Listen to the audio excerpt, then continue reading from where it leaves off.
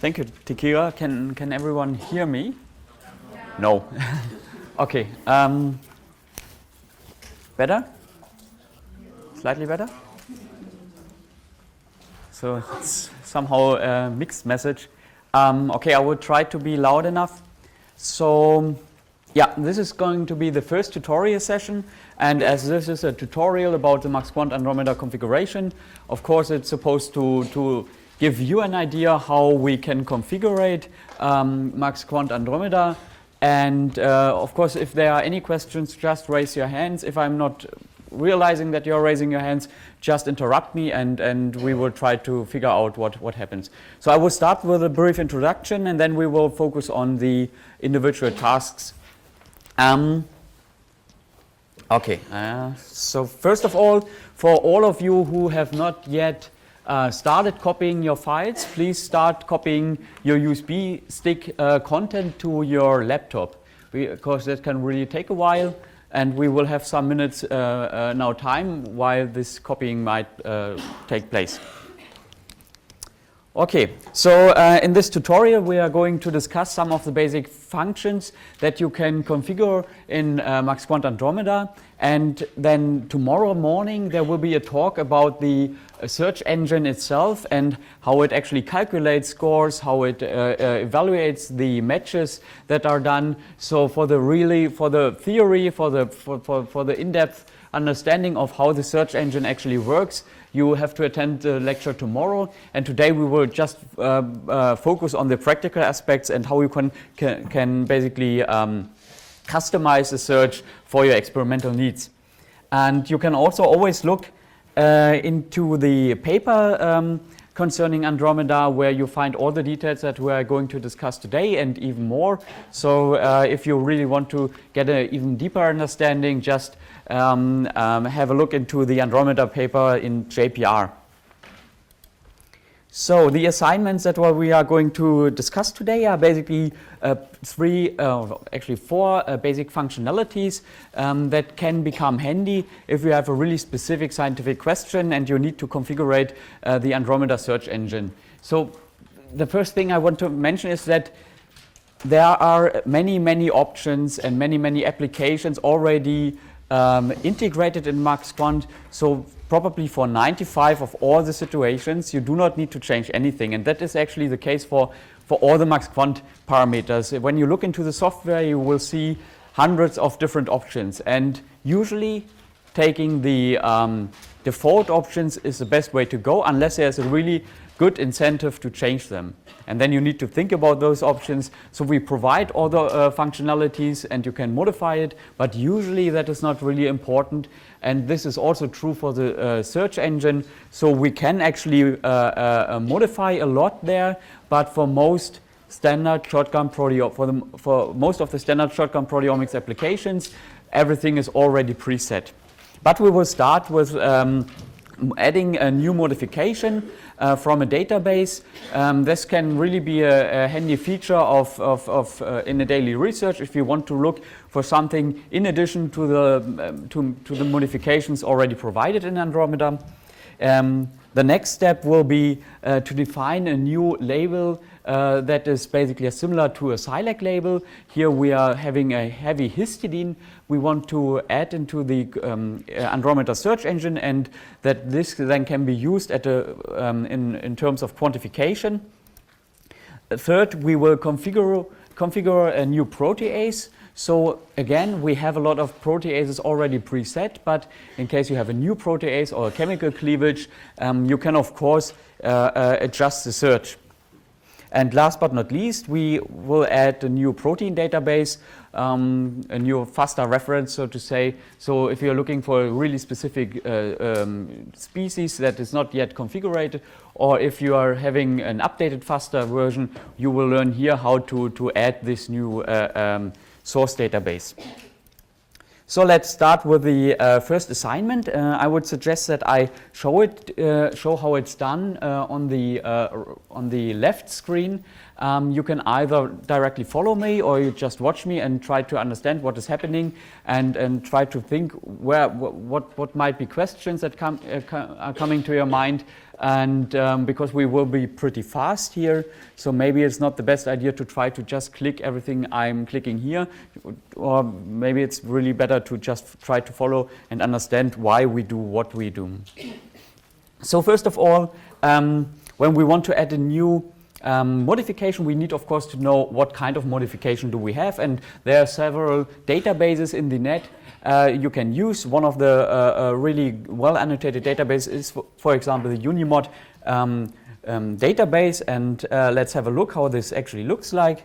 Or first of all, let's decide on a certain type of modification. So for example here, the dihydroalanine, which is a modified tyrosine, which basically is accompanied by a loss of 6 hydrogens, 6 carbons and 1 oxygen, and we now need to basically define this in MAX_Quant. So first of all, let's look into the database to find this modification. So if you open Unimod, you can either log in, but we can also just log in as a guest, so we do not need to register at all. And then you find here a really nice table where you can actually search for any kind of modifications.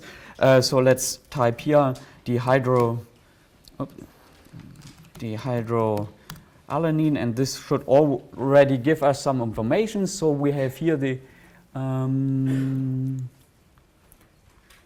where do we have it? Yeah. Okay, yeah, here we already have the dihydroalanine, and actually all the information you would need to configure your Andromeda search is already provided here, namely the compositional change, but we can also, of course, get here much more information. For example, the monoisotopic mass, the average mass. We know the class, of course, it's a post-translational modification in that case. So now having this information here, we can go into the MAX_Quant Andromeda. Okay, let's open MAX_Quant. So as this is probably the first time you are opening MAX_Quant in the summer school, or maybe not, but let me briefly guide you through the general GUI. We have this ribbon type design, and in the different sessions that are coming up, you will learn basically what is happening in each individual tab. So we have here the raw files where we will see all the mass spec raw files that we want to process. We have here certain types of parameter we can set for the search, including group-specific parameters and global parameters, but you will learn more about this later. We have a performance tab which shows what is currently processed when we start the analysis.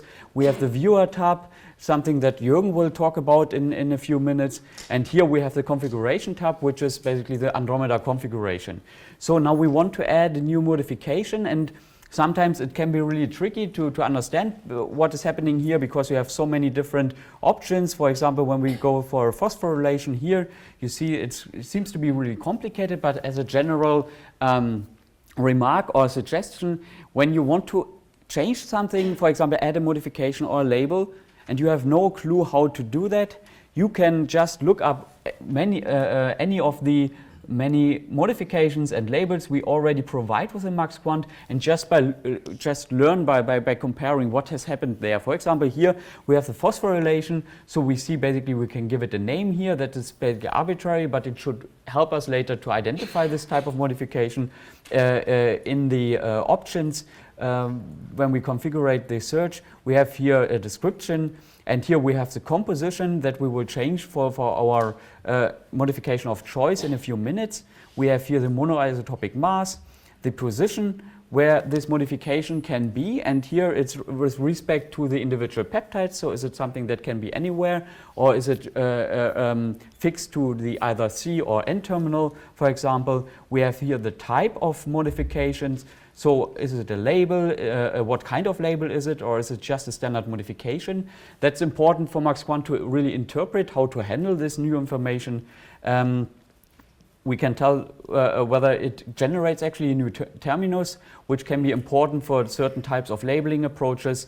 And for example, we have here the option to add and subtract the amino acids that are actually modified. In case for the phosphorylation, we basically have STY as potential amino acids that are affected by the phosphorylation, and then that is basically already all we can do in terms of changing, for example, this phosphorylation And many of the fine details are also discussed in the tomorrow's.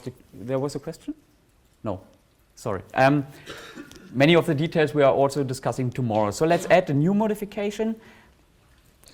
So when we push this add button, we will basically generate a new entry here. And we can name this new entry, for example, just call it dehydro. And we can give it a description, but we can also leave this blank or whatever. And now we want to actually tell the Andromeda search what is changing in the individual amino acids. So we first of all delete this water here. And now we want to tell the search engine what is happening. So we click here to change, and then we can either select the affected elements by opening this table and just clicking here, but I prefer this drop-down menu. So now we just select the first element that is changed, which would be 6 hydrogens here. So we want to subtract actually 6 hydrogens, so we click it here, and then we can just go here and subtract 6 hydrogens. So now next we need to subtract 6 carbons. So we just select a carbon here and now also subtract 6. And now we can select oxygen. Where is it? Here. And subtract 1. So now we end up with this change in elemental composition, and we also see the monoisotopic mass here. We could double check in the website and we will figure out here the monoisotopic mass is basically the very same. Just nice to see that there is actually a decent overlap in the mass information, and it should be that way. So now we need to think about the amino acid that is actually affected. Here we have lysine now as a standard, but we want to of course get rid of this and now add tyrosine. Okay. And that's basically it for this really simple type of modification. So now it's really important to click Modify Table. So now we see here that we basically modified the table. And the next important thing is to click Save Changes. Otherwise, it will be discarded if we change the tab. But I think we cannot even change the tab anymore unless you either discard it or you changed it. So now basically we have added a novel modification that we can search in the next runs.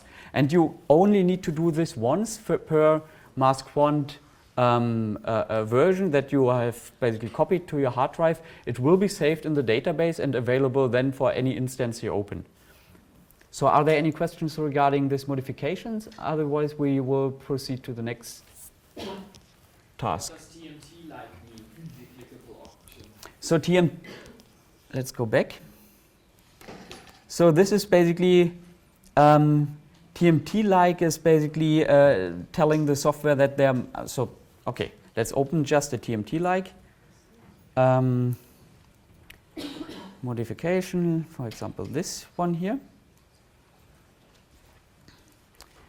Okay, so first of all, now we are talking about a modification that actually needs to be used as a label in the quantification. So we would have here an isobaric label as an information for MaxQuant how to handle this. So now in TMT, we have this property that you have like a certain contaminant of isotopes that are basically not what you expect in this channel. And this needs to be taken into account for the quantification, and this is usually supplied by the vendor where you buy your stock. And I'm not entirely sure, Jürgen, but I think this TMT-like just tells MaxQuant how to basically take this into account. Yes, exactly. So unfortunately, the TMT and iTrack specify these correction factors in slightly different ways. Oh. So in one case, it refers to the percentages refer to the total sum, and in the other case, the percentages refer to the highest peak. And that's what you control with TMT-like or iTrack-like. Okay, so now let's switch and add a new label. So that's basically the very same thing. We want to add a histidine 8, a heavy histidine, and this we are also doing in the tab here for modifications. So again, we hit modify table and we will get this dummy entry. No, not modify table, but new, sorry. Discard changes and add. And now we have this dummy entry again. And we want to call this his 8. And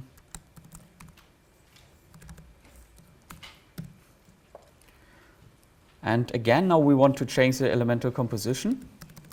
But in this case, we do not really want to subtract or add some elements, but we want to exchange with the heavy counterparts. And in order to find those, you just look for a certain element with an X, which would be the stable isotope of this respective element. So first of all, let's look for this C13, and we will have it here. And we need 5 of those.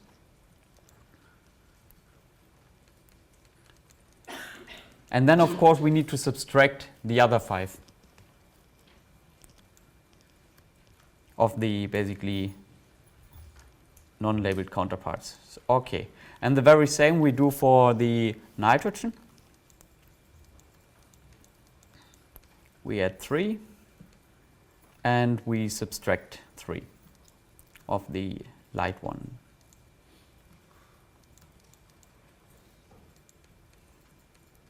Okay, and then we should also have like a nominal mass change of roughly 8 Dalton.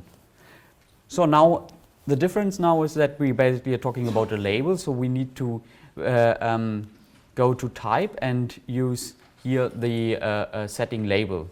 And I will show you later why this is important and where these potential modifications or labels are popping up in the MaxQuant configuration. So all the other options are fine, but here we actually, of course, we have to change this to histidine. Okay, we click modify table, we see it appearing down here, and then we save all the changes. So you see that it's basically a very, very same approach, just changing some of the slide parameters, and now you can basically modify and add all types of labels, all types of new modifications. But first of all, check maybe you already have it here. So we have all types of amino acid exchanges. We have all types of label already pre-configured here. So for the next assignment, we will, one important thing. We have now just talked about some modifications we can add. So this is really like an approach where you need to know what might happen in your sample, and then you configure everything, and then MaxQuant will look for it. But there's also another way which is more unbiased. It's so-called dependent peptide analysis, which will be presented by Fabian tomorrow. And this allows you actually to be entirely unbiased in terms of what might have changed, and you can basically analyze your data and try to figure out what types of new modifications might be in the data sets. But Fabian will tell you more about this tomorrow. Okay, yes? Yeah. The neutral losses and diagnostic peaks, Okay. those you use if you know the modification is going to lead to a specific... Yes, so this is basically something that, so you have several things. You have the neutral losses, which can happen, for example, for phosphorylation, and it's important for the search actually to take this into account. We will discuss this also tomorrow when we talk about the search engine and how scoring is done. The diagnostic peaks are also important because this, for example, in TMT will tell you something about it's basically like the very peak you want to draw the intensity from. So, of course, this you need to know beforehand. Okay, now let's focus on the proteases. So proteases you can also change as you want. You see here that we already have a lot of different proteases, and basically the hallmark proteases that you would need and would usually use in shotgun proteomics are already here. And if we want to add a new protease, it's the very same thing to do. We just add. We click add, and then we can name it. For example, let's call this alliinase, whatever. This is it's not existing, but we just think we just generated this new protease, and let's assume that this protease will cleave C-terminal of, let's say it's always cleaving right in front of alanine. So we have this matrix here which is showing us all the pairs of amino acids, and we need to tell Max Quant and Andromeda basically where this cleavage might happen so that the in silico digest will produce the correct peptides for our experiment. And here we want to tell basically Max Quant that it will cleave always in front of an alanine. So let's click here, and now we basically have configured this already. But there's one exception. For example, we have there's no cleavage when we have a proline, so we can basically exclude this, and we can also do all kinds of combinatorics, and this really depends on the protease or the chemical cleavage that you are using for your experiment. And here we also need to click Modify Table, Save Changes, and we have finished everything. Yeah? Is it possible in this data to define also what comes after, kind of A second no, I think that is not possible. So the P2 position and so on. I think that's not possible, and usually the specificity at this place is rather low.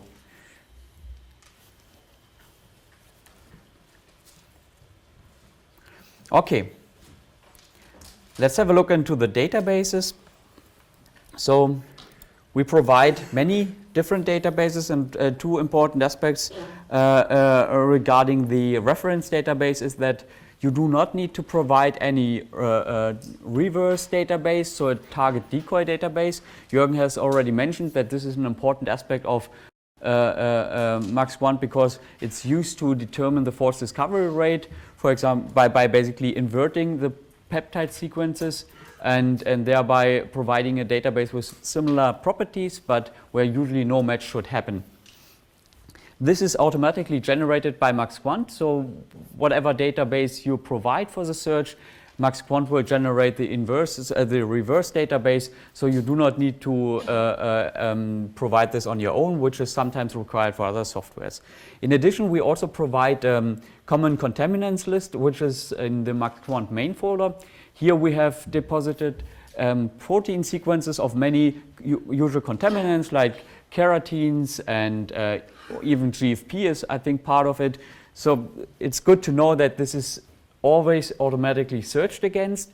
Sometimes if you, for example, if you are using a GFP tag protein, it can happen that your GFP ends up in a protein group with a contaminant. So just as an information, but this is usually a good way to take into account the usual contaminants, because you won't, of course, provide them to the search engine as they are usually there, but it's probably not always interesting to look into those, and they are indicated in the Max Quant output.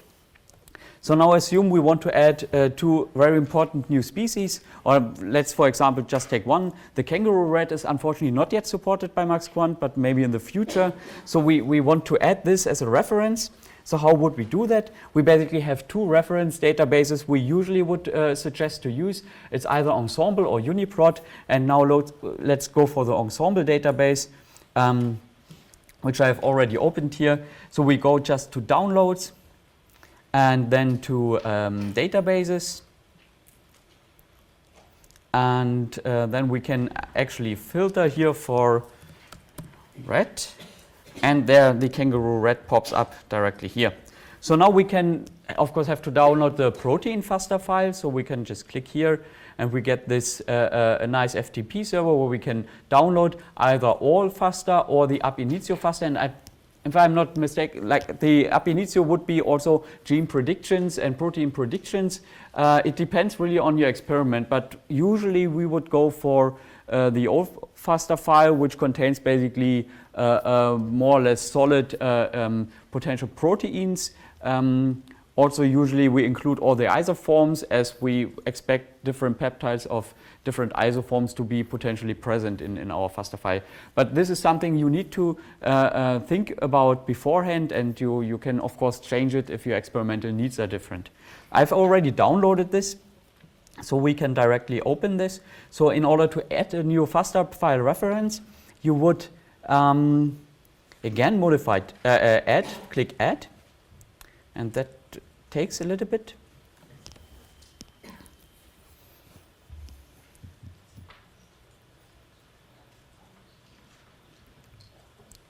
Okay. So now we just load the FASTA file here.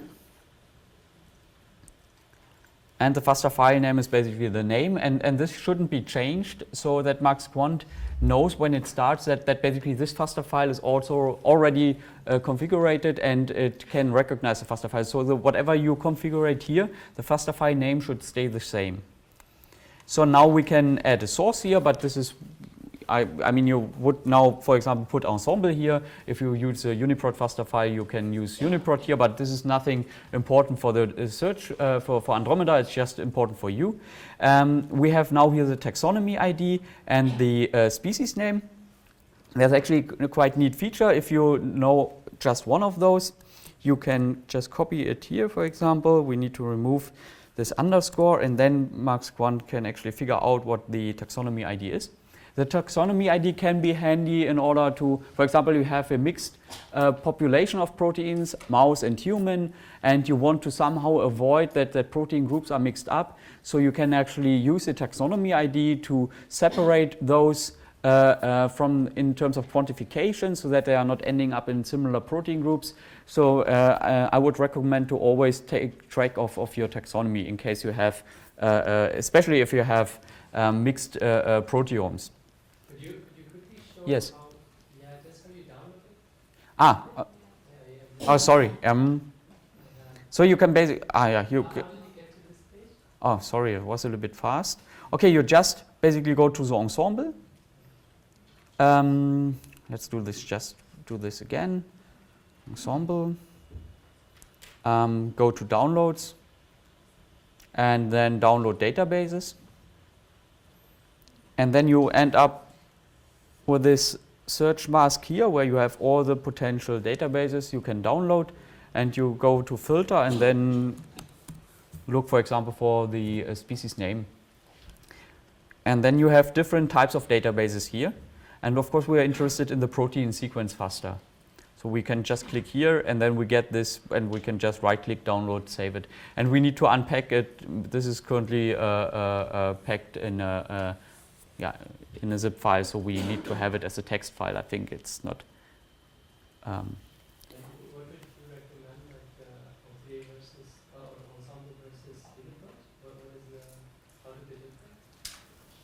I mean, how do they differ? I think it's really a matter of choice. I think both are good, and we are using both references. Sometimes, for example, for the kangaroo rat, unfortunately, UniProt does not provide the FASTA so far. So in this case, as a kangaroo rat researchers, you would probably go for the Ensemble. So the ensemble is gene-based. Does that mean that there are annotations for more gene sectors? It's a good question. I cannot really tell. Jürgen, do you have any? Yes, I can comment. So, yes, thanks. So yeah, Ensemble is surely more gene-oriented, that's for sure. The same goes for UniProt. So in case you wonder, for instance, the genomic location, that usually is one very useful feature that comes directly with Ensemble databases. But the genomic location can be retrieved exactly in the same way also for UniProt. Something has just been said. Yeah. Okay. Are there further questions regarding this download? Or? Okay. Yes?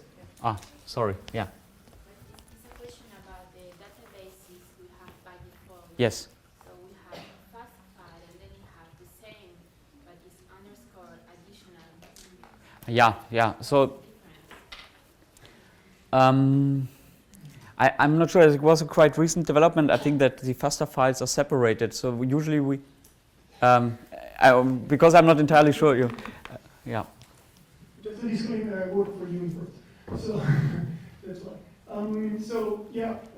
In the two files are because in the first file you will find all the canonical sequences. So there you would have exactly a sort of a one-to-one match gene versus proteins. In the additional file, you have all the isomers. And if you go on the UniProt website, on the FTP, where all those files are available, there's a nice and quite long, I would say, README file, even too long, but you can search text keywords inside that README file, and everything is there. And if anything else is needed, just drop them into the desk. Okay, thanks. What is the difference between ab initio and all? I missed that. So ab initio, I think, is basically predictions, so less confident potential proteins. It depends on what so whatever would fit your experimental design.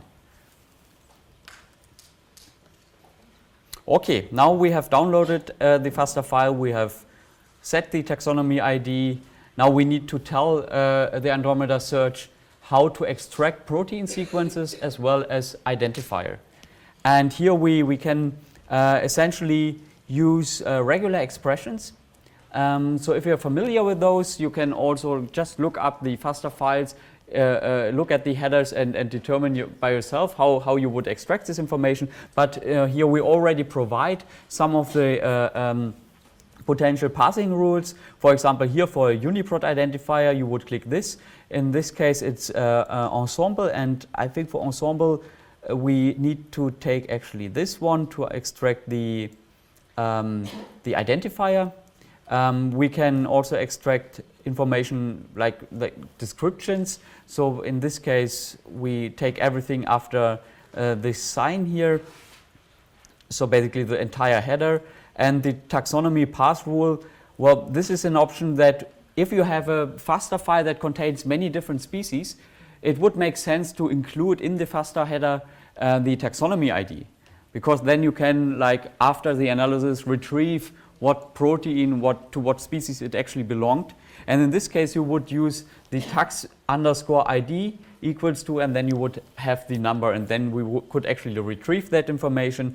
In this FASTA file, we do not have this information, so it should not give us any readout here. So we can, of course, then test the rules we just used in order to see whether we did something wrong. So we click this, and this window will pop up, and we can select our FASTA file, and let's see what happens. Okay, that looks quite good. So first of all, the entire header, of course, this is really crowded, but it gives us all the information there is. Importantly, we have here all the sequences extracted. So this is important for the in silico digest, and the identifier is also here. So that seems to work. Question? No. Ah, there. Yeah. So for the taxonomy separation, Yeah. you said that in this way the quantification is separated. Well, you can set this as a parameter. You can set this in MaxQuant actually to tell MaxQuant, okay, please only generate protein groups of a single species, and thereby you avoid that these are mixed, because you might have shared peptides that somehow are then shared between the species. Sometimes it maybe does not matter, but it really depends. But you can set them apart, and also afterwards in the whole analysis, you will have this information available. So where does this identifier come from? And so what happens to the shared peptides in the case you want to keep them separate? So they are actually then removed. So they are not taken into account for the quantification if you set this option.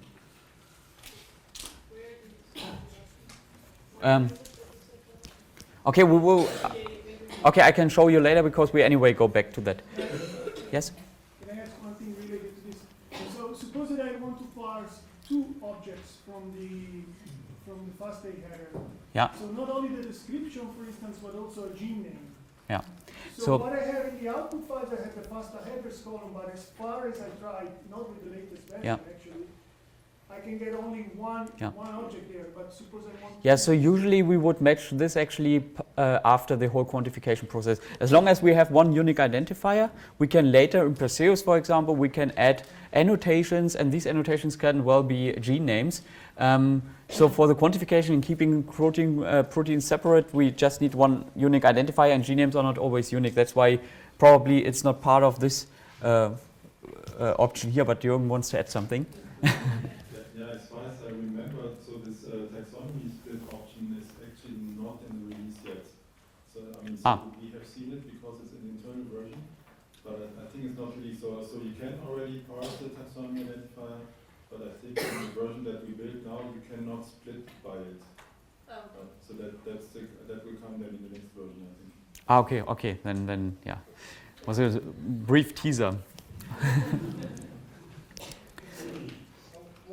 Yes. Yes.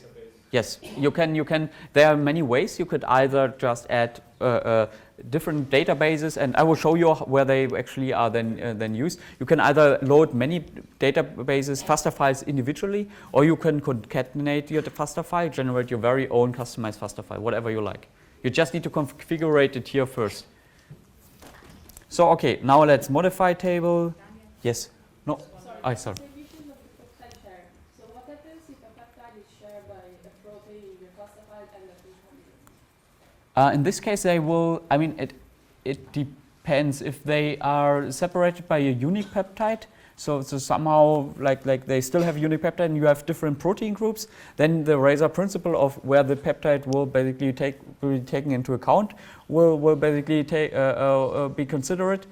In case there's no unique peptide discriminating between the contaminants, you will have one protein group where you have your contaminant identifier, in addition to the protein identifier you might expect. And in that case, you just should not discard them. But I think they do not even get then an index for contaminant when they are ending up in one protein group. But there I'm not entirely sure.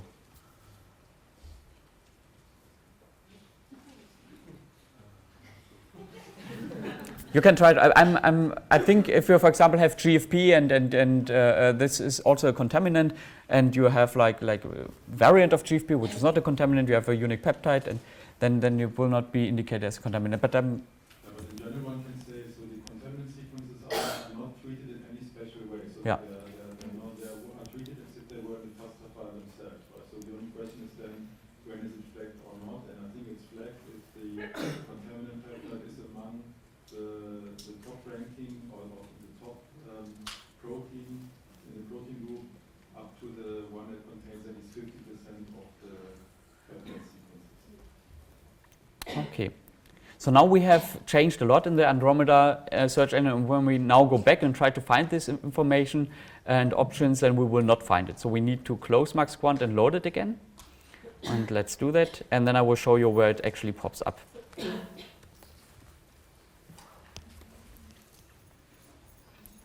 Okay. So first of all, we have added a novel modification, and that we can, for example, set as a variable modification now. So we should find our dehydroalanine somewhere here. Dehydro, yes. So now we could add it in addition to the oxidation of methionine as well as to the acetylation of an N-terminus.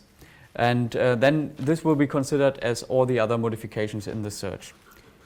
Then we also used a novel label. So this was also a modification, or in the modification panel, but it was flagged as label. So it will not pop up in this selection here. So we would need to go to type, where we basically tell the basic concept of the workflow of the quantification. And we would add here a second label channel, for example, so having our light channels. And then we want to have here our histidine 8, and it should be somewhere here, exactly here. So now we could actually use this as a novel heavy label in our search. And last but not least, we have added a new protease, and this you will find under digestion, where you basically can now, here we have it actually, we could now add this in addition to trypsin, or we could remove the trypsin. And I would like to briefly show you what different options we actually have here.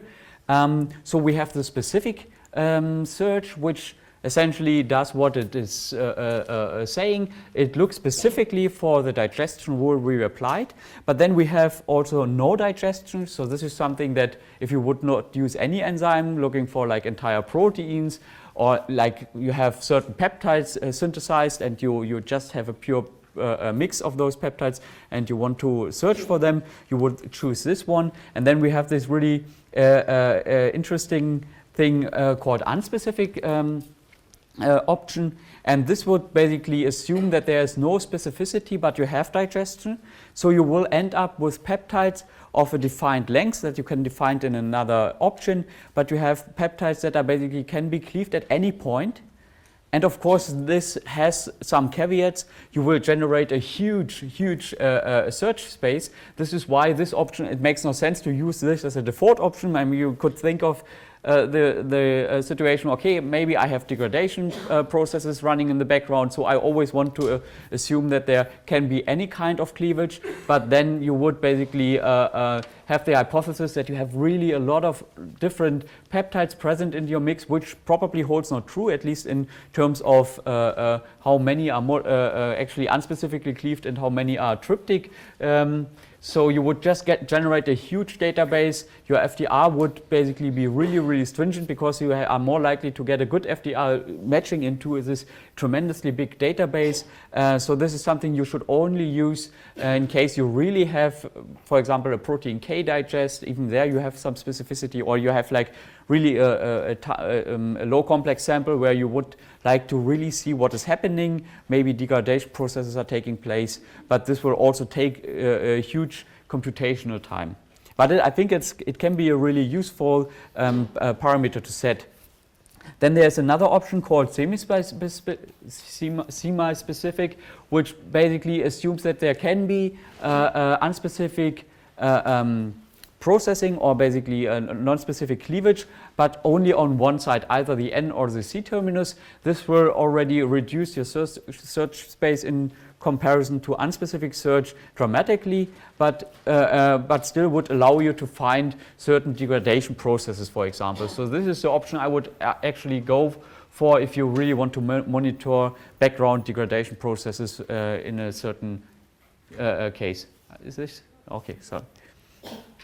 And then, of course, you can also tell the software whether the semi-specific search degradation or processing will happen either on the C or on the N terminus.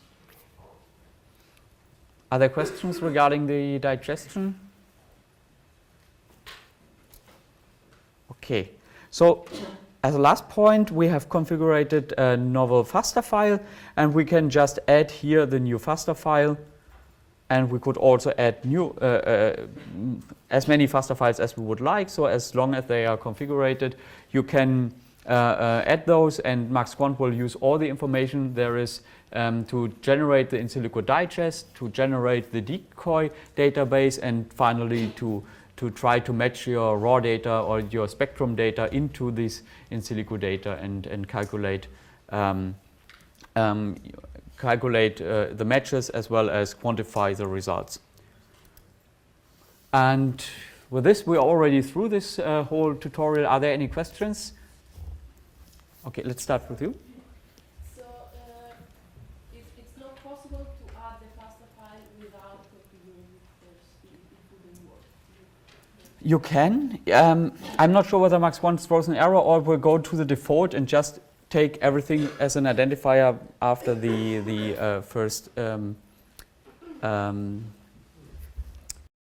don't know how this sign is called, this Hütchen. But I think it will throw an error. Maybe Jürgen can comment on that. I think there's a warning window, and then if you click OK, it will proceed with the default rule. Okay, so it will just. Because in the old version, I didn't know about these configurations. Yeah. And I used to just add the file. I didn't see.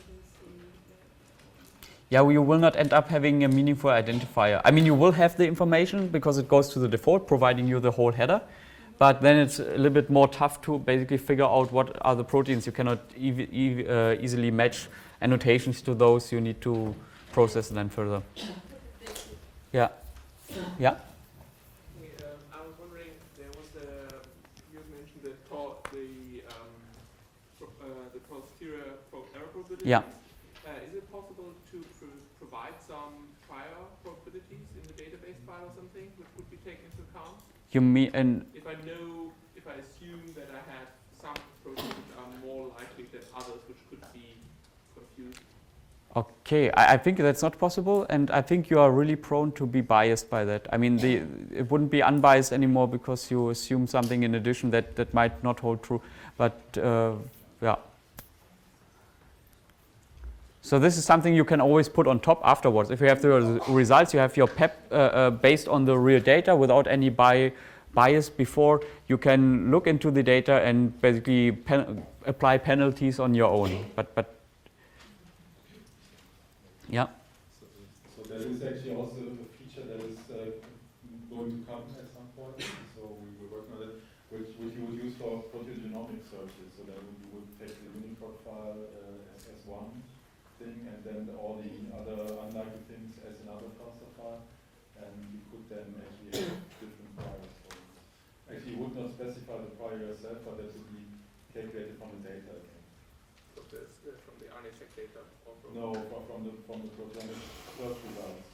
What it would do is it would actually reduce the R threshold separately for the two parts of the data, and so by that it basically it's essentially like generating its own files from the data. Yeah. How old are those UniProt files? So they. So how often are they updated? So the UniProts that are already in the database are basically just the configuration. It's not the real file. We have not downloaded those because they take up a huge amount of space. So whatever file you download is the version you have.